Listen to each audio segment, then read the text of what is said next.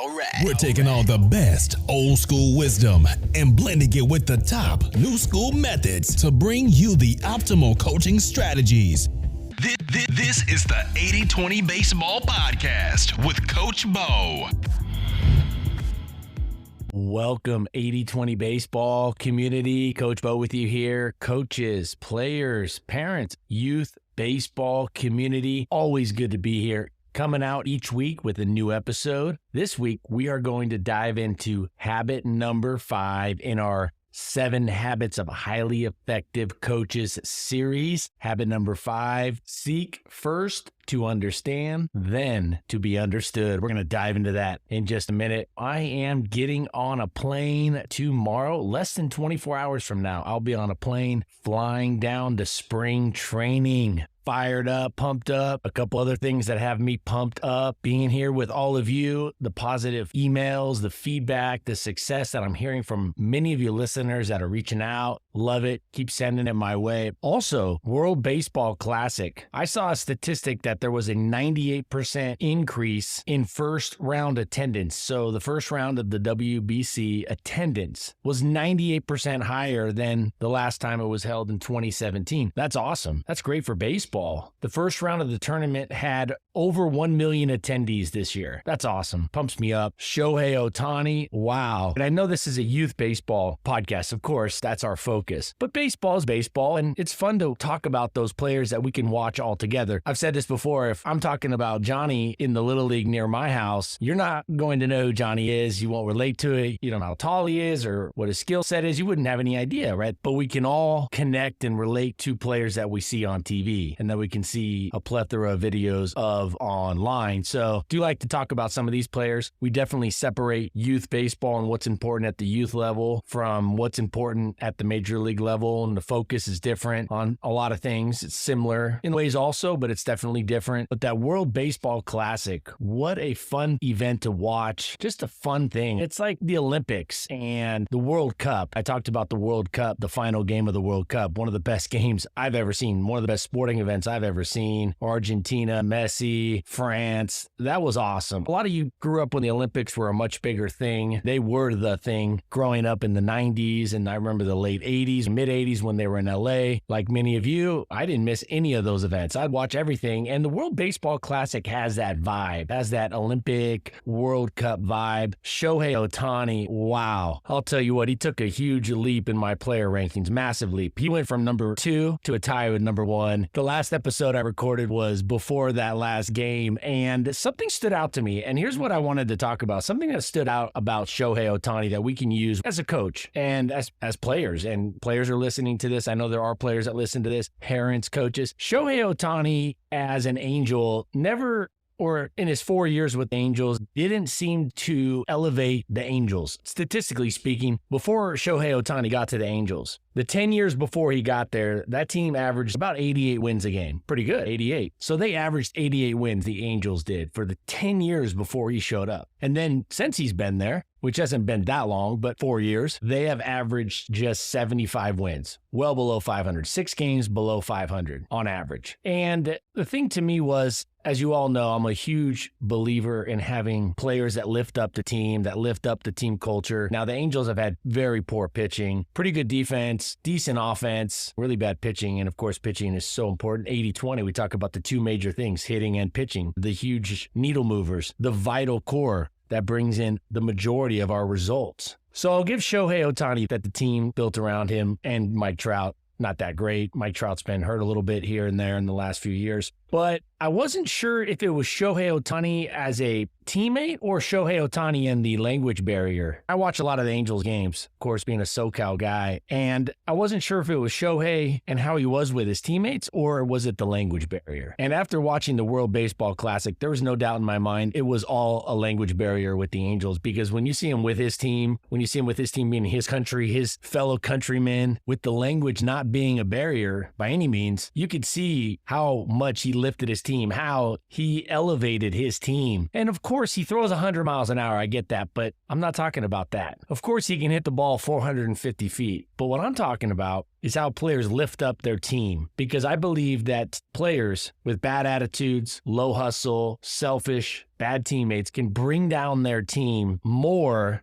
than the talent or a highly talented player can lift up the team and make them better. So Shohei impressed the heck out of me. And did it finish with the ultimate storybook ending? Him versus Mike Trout. Couldn't have been any better. It really couldn't have been any better. What a fun tournament. Now I have Shohei tied with Mookie Betts as my number one ranked player. So what I mean by that is if I were to draft and start a team and any player in the world or any of the players in the world were available, I flip a coin, Mookie Betts, Shohei, just flip a coin, whoever I get, I take. Now you go, so why not Aaron Judge, or why not Mike Trout? Well, Mike Trout, and I know this is not popular opinion, I'm going to say it. And my best friend, he's a diehard Angel fan, season ticket holder, likes Trout a ton. I'm not sold on Mike Trout as a player that lifts his teammates up. Of course, there's no doubting how great he is, talent-wise. No doubt at all. But I'm not sold on him elevating his team to another level, a championship mindset. I don't know. I'm just not sold on that. Aaron Judge, I love Aaron Judge. I tell you what, I think he does lift his team up. I love his attitude, his personality. I really do. I just think I need to see a little bit more from him. Mookie Betts has been doing it quite a bit longer. Shohei Ohtani, he only has about 3.5 years worth of hitting stats and a year and a half of pitching stats. So I think we need to just make sure that we do give it some time. It's consistency too. It's consistency. As a coach, you don't earn respect after 1 week. You earn respect by being consistent. And that's why if you're a quality coach, it gets so much easier after a certain point, say the first season or 3 months into the season, depending on the team and your players, or a second year when those players are coming back, or a lot of them are coming back, you've shown them consistency, somebody who respects them, somebody who stays even keel, somebody who praises them genuinely, consistently. When you show consistency with enforcing your expectations, your standards, your rules, when you stay calm and collected during games, when you don't put them on blast and you're consistent with that, that goes a long ways. And so that ties into, I want to see Ohtani a little bit longer before I slot him in as that unanimous number one pick. Remember, it's not just how hard you throw and how far you hit it. There's a lot more to what makes a great player. Defensive versatility is a big one. Nobody is more defensively versatile than Mookie Betts. I don't think there's anybody that could be a Gold Glover at as many different positions faster than Mookie Betts. I love the kind of teammate he is, and he's shown it for almost 8 years now, and he's won 2 World Series. Consistency. Now, before we dive into habit number 5, I have a quote of the week for you. Also, just a quick review. Last week, we discussed the habit number 4 of highly successful coaches think win-win, and how it was much more than just typically 2 wins going on or 2 wins that took place, residual wins. Something hit me this last week and the last couple of days as I was thinking about last week's episode. Somewhat connected, kind of branching off here, but I wanted to share this tip, and it's a 1-sentence tip that can be very helpful. There's a famous business quote, or very well-known business quote. Many of you have heard this, I'm sure. It's slow to hire, quick to fire. Be slow to hire, quick to fire. Now, I don't know if you should just can somebody after one mistake, but the message is that people need to show consistency, and they need to show it over a matter of time, just like we talked about with Shohei versus Mookie and some other players. What I was talking about with building trust and respect with your players, you have to show it over time. Same with that quote, be slow to hire, quick to fire. Have they shown consistency over time? I don't agree with the just can somebody after a mistake and things like that, but that's not really the idea of that quote. It's not that you would just fire somebody after making one mistake, but the real message there is be slow to hire, and with rules. With coaching rules, have your core rules. Have just your important core rules. They be very specific. They be clearly explained to your team and clearly understood by your team. And be slow to add a rule or rules and fast to uphold them. Be slow to add, fast to uphold. Keep that in mind as you go out there with your rules, your standards, your expectations. Be slow to add and fast to uphold. Last week I talked about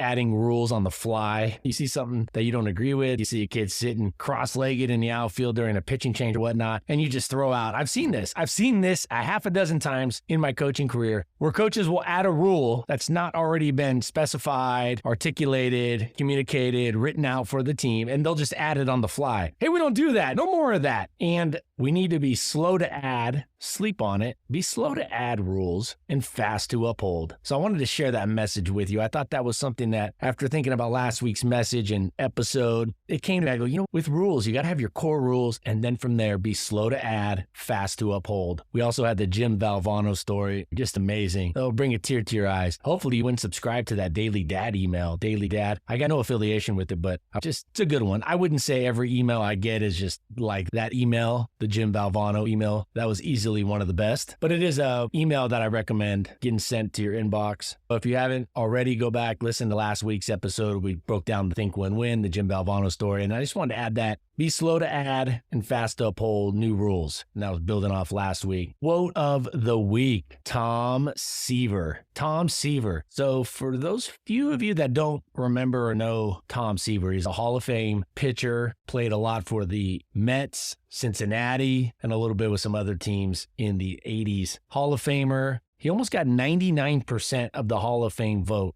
So he was literally a unanimous Hall of Famer on the first opportunity he could have been voted in. That first year, he was born in Fresno. Got a lot of family in the Fresno area. Well, I should say wife's family in the Fresno area. He went to Fresno High School. He passed away a few years ago at the age of 75, and he had 311 wins and an ERA of 2.86. That's a pretty good combo. So he won over 300 games, and his ERA was 2.86 at 3,600 strikeouts. Hall of Famer. Hall of Famer. And for those of you that are into pitching mechanics, I don't think we should overcoach pitching mechanics. We should coach pitching mechanics at the youth level. We shouldn't just overcoach them where players become rigid and it's a cookie cutter approach. But for those of you that are into pitching mechanics, the drop and drive, when people say drop and drive, it's a very common term. It's been around for a long time. Tom Seaver is that drop and drive poster child. He's the drop and drive poster child. So if you can look at video of him, and that's where they really sink on that back leg. They really sink on that back post leg. For him, it's his right leg. He sinks on it. And not to get into pitching mechanics too much, but this buys the pitcher time. It buys their throwing arm time to go through the arm path in the back and then sink up out in front with the front leg landing, posting up, and getting to that consistent release point. And you got to sink on that back leg, and you'll see every pitcher will sink on that back leg because the mound is sloped. And if you want to keep dynamic balance, you have to sink on that back leg a little. Now, we're not going to get into that detail. I think some pitchers sink way too much. I think some pitchers don't sink early enough, and some don't sink enough in general. So Tom Seaver said this. This is, I thought, a great quote that we can all use to help coach our pitchers. He said, quote, "My job isn't to strike guys out. It's to get them out. Sometimes by striking them out," end quote. It's a good quote to share with a player or players, pitchers on your team that are trying to strike everybody out, trying to overthrow. Say, hey, this is a Hall of Famer. This was a Hall of Famer, one of the best pitchers of all time. Maybe show some video of him throwing. Share the quote with them. Say, hey, this Hall of Fame pitcher, one of the winningest, most successful pitchers of all time, said, my job isn't to strike guys out. It's to get them out. Sometimes by striking them out. That's a good message to keep in mind for pitchers that are going out and trying to strike everybody out. They're overthrowing. So I've had 2 pitching quotes to share with you, 2 pitching quotes of the week. Next week, I'll have a third one, and then we'll transition. We're doing this series of the 7 Habits of Highly Effective Coaches. I also want to start sequencing and putting together a series, a 3-pack of quotes or a 4-pack, depending on how long the month is. And then that 4th or 5th week,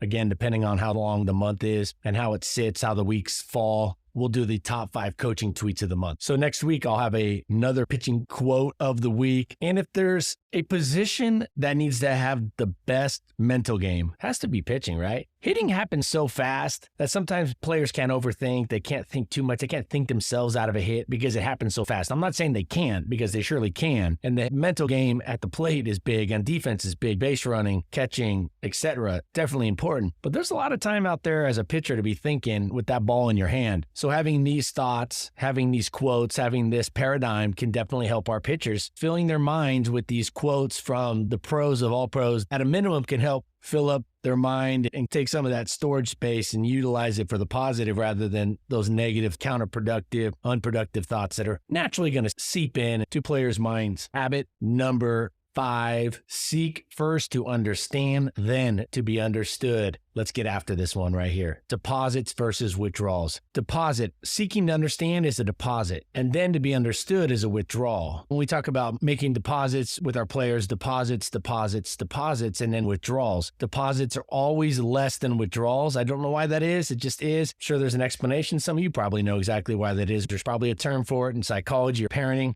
Deposits are always less than withdrawals and sometimes substantially less. And sometimes the withdrawal, we make a withdrawal, it may be the one that bankrupts our account. It may be the final straw. There may be no coming back. It may mean bankruptcy with that player for good. So deposits versus withdrawals, seeking to understand, then to be understood. Why I'm sharing that is we have to seek to be understood a lot less than we seek to understand. And not just our players, our assistant coaches, as you'll hear about in just a second, the umpires, parents of the players you're working with if you're a coach. So show that you genuinely care, and then they will care, your players and everybody, assistant coaches, parents, show that you genuinely care, and then they will care to know what we have to say and teach them. We need to genuinely care, and then they will care to know what we have to teach them, to coach them up with. Now, there are ways to expedite this as we'll jump into it. And every player will need fewer deposits before their bank account's pretty high, depending on their background, family situation. So some players are already going to come in with this strong bank account. It's already been filled up by other adults, their parents. It's already been filled up. They're doing pretty well, but you're going to get some fragile players for a lot of different reasons. And those players, we have to understand it's going to be a lot more of genuinely caring and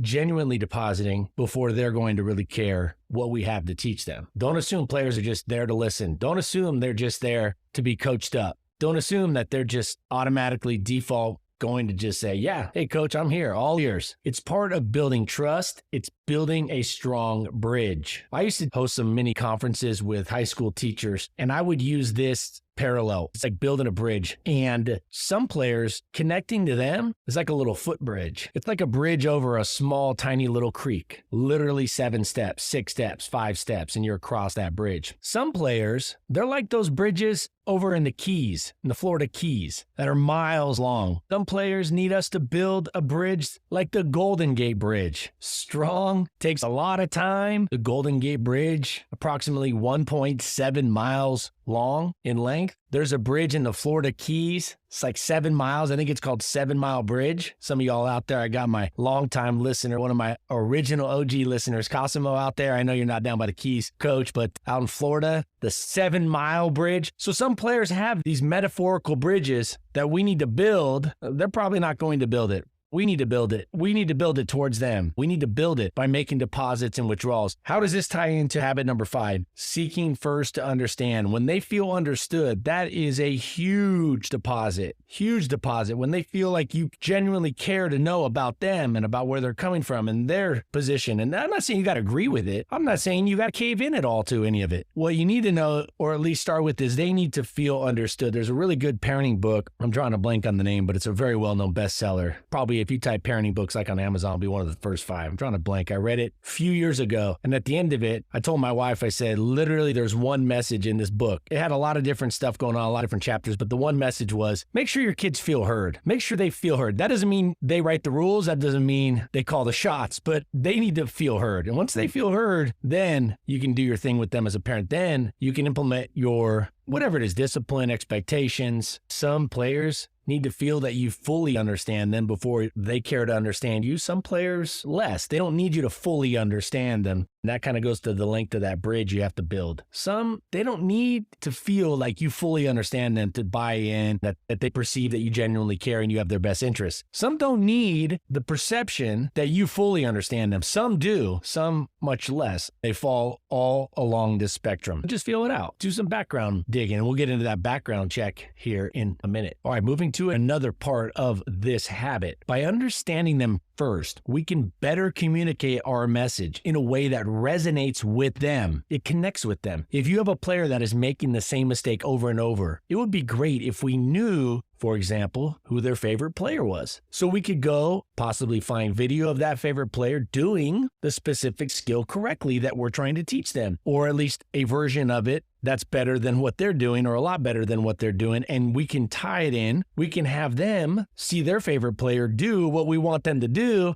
There's buy-in. They trust their player. Also, it shows that you care. It shows that you know who their favorite player is. When we seek to understand our players, we will find out a lot more that can help us as coaches coach our players much better and even a lot more efficiently. So by understanding our players, by seeking first to understand, we don't put our foot in our mouth. We don't bankrupt that connection. We don't bankrupt that account with that player. We don't sever any ties. We don't say the wrong thing. And again, that particular part of it doesn't apply to most kids, but a few kids, if you coach long enough, even if you coach a year or two. And also by understanding our players better, we can coach them more efficiently. That's huge in youth baseball. That is massive. I got an email just yesterday from a coach telling me that he has 2 1.5-hour practice slots a week. So efficiently connecting, that's huge. Efficiently coaching, huge, massive. 80-20 baseball. We can leverage kids' interest to better help the team, to help them and to help the team moving forward. Ask each player what they liked least from their previous coaches. Give players a preseason questionnaire. I know this may sound a little out there for some of you because you didn't have this happen to you. You weren't exposed to this when you were playing. It's a little more rare to have a coach do this, but it's an automatic for me. Preseason questionnaire. I would ask each player what they liked least from their previous coaches. Specificity is key. You need them to be specific. This gives players time to think it over. Now, giving them a preseason questionnaire that you can give to their parents or give to them and then have them bring a couple days later, that's the ideal way to do this because it gives players time to think over the answer and take their time answering it. Use open-ended questions when possible. This is a different way to get to know your players, but extremely effective and very, very, very efficient. This is a very efficient way to dive in deep because the players are doing it on their own time. They can also give you quality answers, and then you can read through it rather quickly without other players chiming in. And you're not having this open forum. You're reading quietly. You can really connect with what they're saying. Huge fan of this process. Also, understand if they have any health needs and how you can make them feel more comfortable about their health needs. I don't think I ever had a coach. I don't think I once had a coach. Now, my dad coached me right up until I got type 1 diabetes. I got type 1 diabetes as my dad was finishing coaching me my 8th grade year. Then I went into high school and my dad didn't coach me after that. From the 9th grade on, and I played almost 11 years after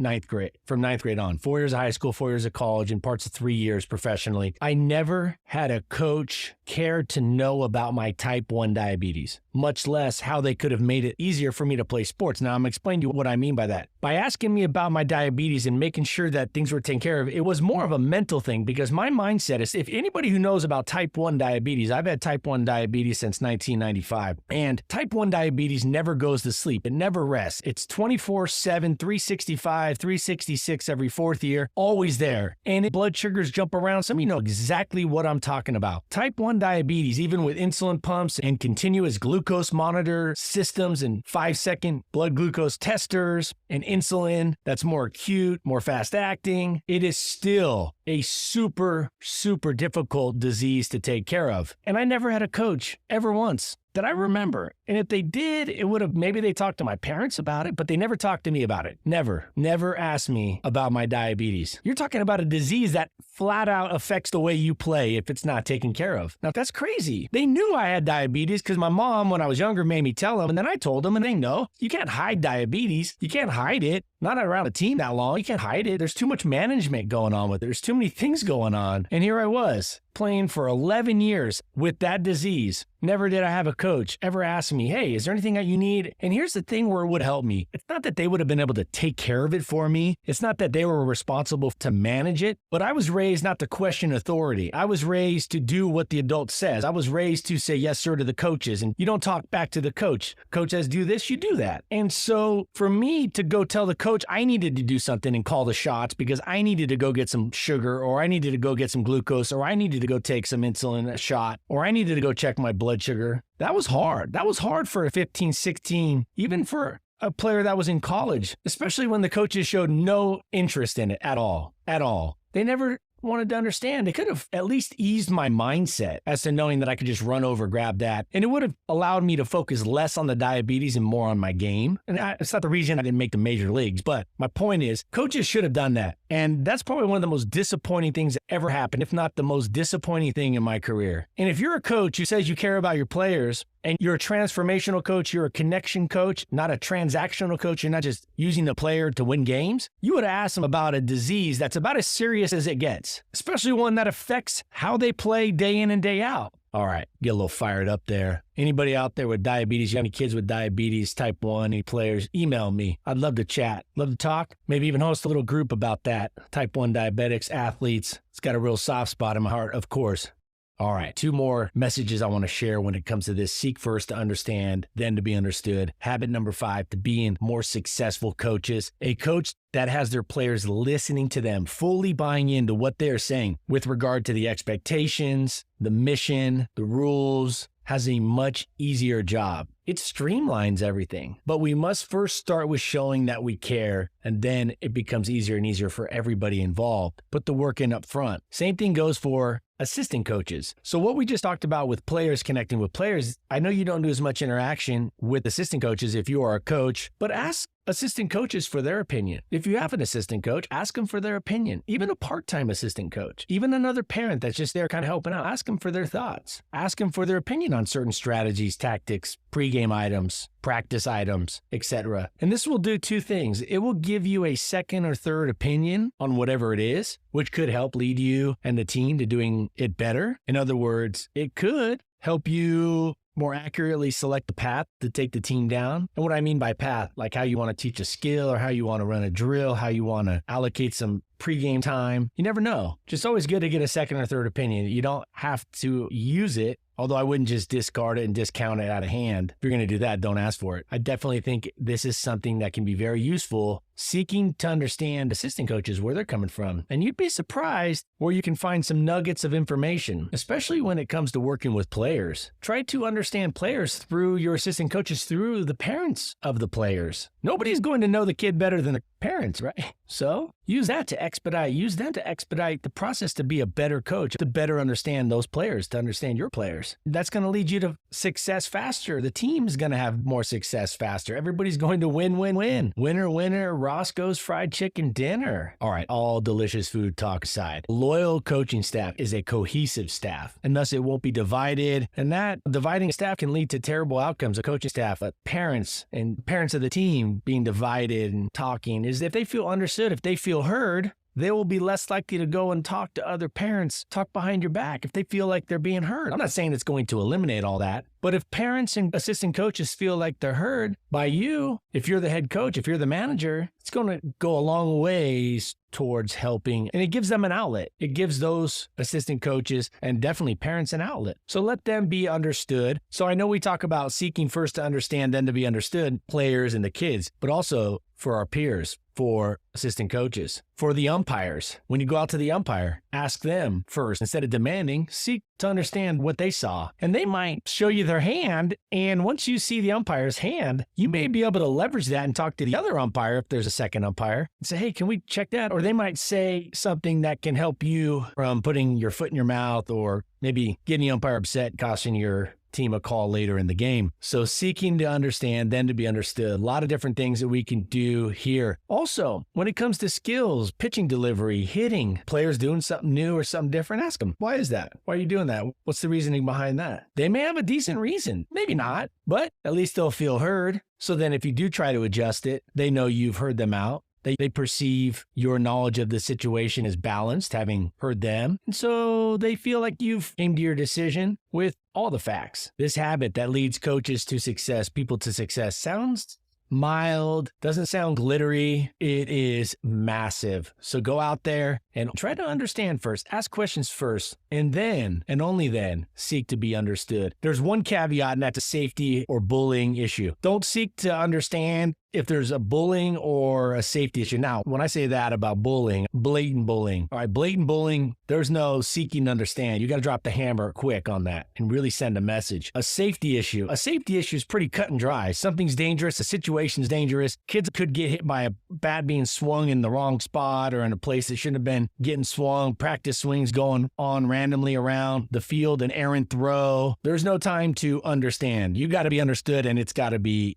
fast, quick, and decisive and loud. So those are the 2 spots. You can't hesitate. You can't seek to be understood first. You got to get your message understood within a split second. Next week, habit number 6. Also, I have 2 pregame tips. 2 pregame tips coming at you next week. And I got a really good mental game of pitching, a pitching quote, a mental tip for pitchers. So 2 pregame tips, pitching quote of the week, and habit number 6 in our 7 Habits of Highly Effective Coaches series. Go over to 80/20 Baseball, get that drill design guide. Follow on Twitter, 8020_baseball, 8020_baseball. Support the podcast. A lot of nice reviews and ratings. Thank you so much. Those are always helpful to the podcast. A quick, easy way to support the podcast. Email me your success stories. Love getting emails. I'm getting a lot of emails, so I do my best to get back quickly. But email me your success stories. Bring me along on your coaching journey. I love being along on that coaching journey. And I have an interview that I'm excited about that will be coming out the episode after this series finishes. Excited. I have a strength and conditioning coach who's going to come on and share some really quality information focused on youth baseball in the category of strength and conditioning and mobility and physical fitness and physical health for youth athletes, specifically youth baseball players. So excited about that. The goal is to have that episode coming out to you the week after this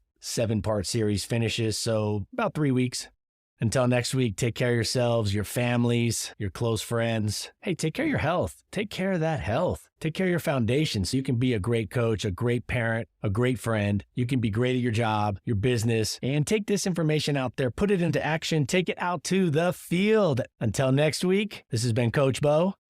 Adios. This has been the 80/20 Baseball Masterclass. Take it to the field.